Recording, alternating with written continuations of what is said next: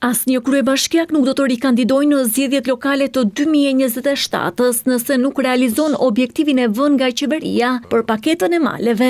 Kryeministri Edi Rama kritikoi kryetarët e bashkive për vonesat në përcaktimin e hartave të zonave prioritare, ndërsa i kushtozoi ridrejtimin e pushtetit vendor me realizimin e 1000 investimeve në rang vendi. Çfarë është kjo shkencë e madhe për të përcaktuar hartën ku do të bëhet ky zhvillim?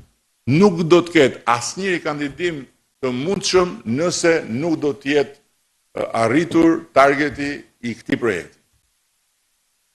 Dikush 10, dikush 5, dikush 7, dikush 15, sipas madhësisë, sipas potencialeve të tjerë. Është plotësisht e mundshme. Ambicia jonë duhet të jetë 1000 investime nga kjo paketë. 1000. Ndërsa Bashkimi Evropian u ofron shteteve anëtare periudha tranzitore për të plotësuar kushtet, Rama kërkoi nga bashkitë më shumë punë në procesin e integrimit, duke ngritur një grup të përbashkët me qeverinë, ndërsa kritik ishte edhe për të ardhurat e bashkive. Mjafton të shkosh në Greqi dhe të shohësh që çdo bashki ka ortakëri me privatët në struktura agroturizmit.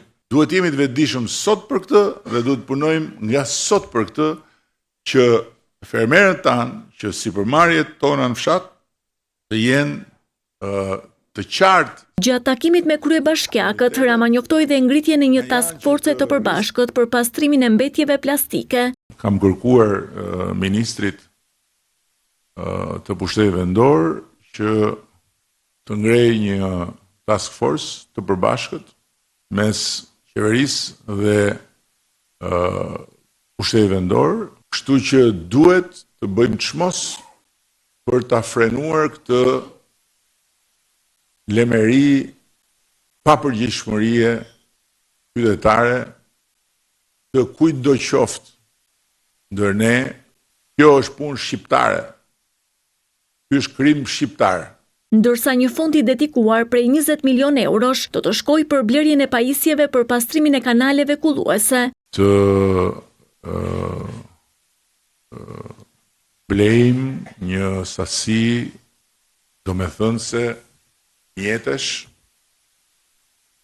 që vendosen në shërbim të ullimit, në shërbim të pastrimit të gjithë kanaleve